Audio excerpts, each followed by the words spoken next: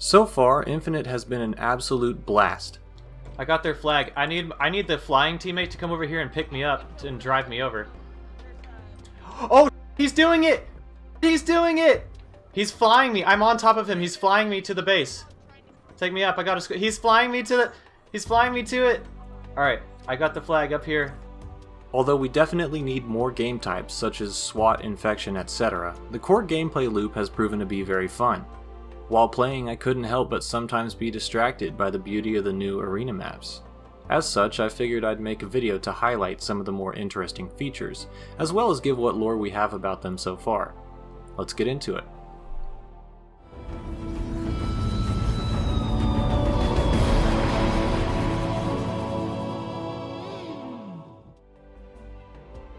Aquarius is a map set within a human facility owned by Aquarius Terraforming Solutions. This company works to repopulate barren planets with vegetation. As we will see later, this location is also used to purify water. An interesting thing to take away from this description is the implied idea of reintroducing plant life. This makes me think it has something to do with repopulating planets that have been glassed, or even somehow disturbed by Cortana and her created. Aquarius abounds with so much detail it is almost hard to focus on the match at hand, but I consider that a small price to pay. This map is divided into two sections, one which has a heavy green theme, filled with lively plants of all kinds up and down the walls. The other side has a cold blue theme, with some grow bed sections completely closed off. The plants here seem to differ from the other side, perhaps being species that survive better in colder climates. A lot of these remind me of the beautiful terrariums you see online, somewhat like those done by Serpa Design or similar artists. I myself have a planted aquarium with crypts and anubias which houses my cherry and blue velvet shrimp. Just a cool thing I can connect to within this map design. Every once in a while the plants get a spritz of water from the automated system. Pipes can be seen taking in dirty water while returning filtered products, or at least I suppose that's what's happening. These also remind me of the xylem and phloem in plant vascular bundles, each transporting water and nutrients or sugars respectively. Fertilizer bags also abound, stacking in high numbers near fungi grow beds on each side of the map, which seem to house different species. Interesting. At the top of each spawn section, there is a lab area complete with computer screens for data input, microscopes, centrifuges, chemicals, and even test tubes filled with different solids and liquids. These are most likely tested on plants to determine whether they can help them grow in different climates of human colonies.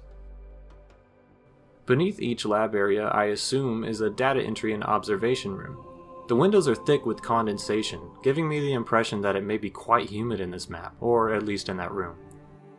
Beyond the player space lies a large room of grow beds and other scientific materials for study, giving an impression of being lived in, for lack of a better descriptor. Plants grow all over the walls, freely roaming. Perhaps these are allowed for testing whether plants can acclimate to human infrastructure. Funny thing I noticed on one of the grow beds on the green side. Looks like this little fella wants to escape. Either that or he was imported from an Elder Scrolls game. Beneath the overshield spawn, we can see many oxygen tanks supporting the facility's plant life. Pretty neat detail. The vents on the sides of this section look like you could Spartan charge through them or something, and believe me, I tried everything I could think of to get in there. My favorite section of the map by far is the lower end section, where plants are growing openly. There are different levels of plant beds being misted by sprinklers and bringing the smell of soil and water to mind. Also, this bottle was left open and unattended, as well as unlabeled. Terrible scientific practice. I'd like to take this section just to show off the many plants and samples housed in this area, as I believe they deserve their own section just for appreciation.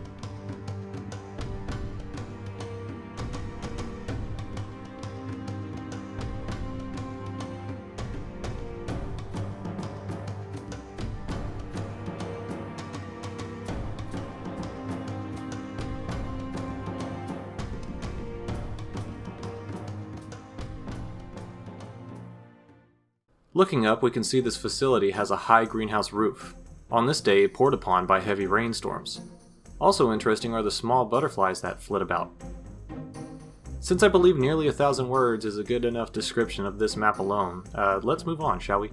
This map has a lot of detail to dig into as well, so settle in.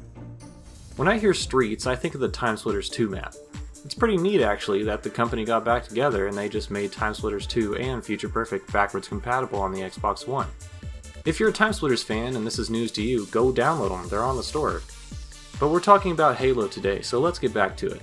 Streets takes place in the transition zone from Old to New Mombasa, which seems to be doing quite well after the events of Halo 3.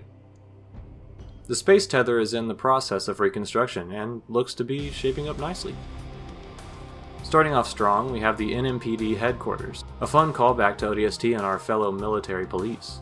We don't count the commissioner's crony among our ranks. Within are lockers and motivational posters of the chief and other soldiers. There are a ton of retail shops and restaurants.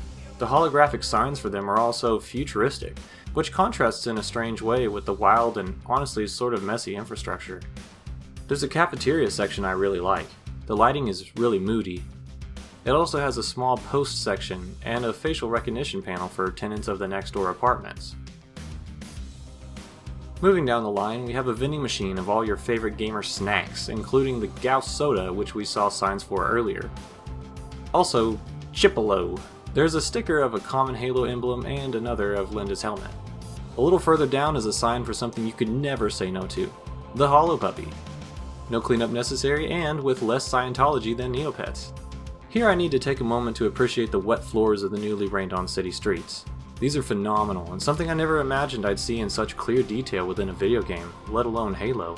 Here we see a sign for Hope Station, as well as lockers and ticket prices for rides through the Transit Authority system, like the one we see in Kikawani Station of ODST. Not like the one, but exactly the same one. Here is also our first sight of the multiple bird images that are strangely scattered across the map. We also have a really nice zebra graphic and a shady pizza restaurant with no title that I would not recommend going to. Around the corner, we see more vending machines and, you guessed it, birds! Why is this? Another bird having a private party. This corner has some mysterious cables and wiring, haphazardly traveling from under a garage door to places unknown. Right around the corner is another view of the rebuilding of the space tether. Looks really pretty. Finally, for the best area of the map, the arcade.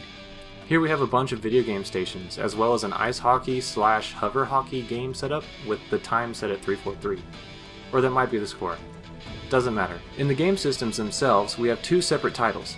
Slip Space Invaders is a parody of Space Invaders, with the player using a saber to destroy banshees, seraphs, which seem to be facing the wrong way, and phantoms. The other game is simply Halo Infinite, using a scene from the original teaser trailer for the game. Within the arcade is a place called Kenya Vibe, which has a really neat logo with a cocktail as the Y. I like it. Across from Kenya Vibe is a table of free books which are mysterious and have no title, except for two. One, The Lonesome Pigeon by Ivan Yakushev, and that's just another strange bird reference, I guess, and another one about the Covenant hegemony. I tried to look up and see if the bird book was real, but instead I actually found out that Ivan Yakushev is a designer at 343, so there we go. I guess they just like birds. In the center of the map is an Asian restaurant with hanging meat in the windows, as well as to-go boxes for noodles or stir-fry, I assume.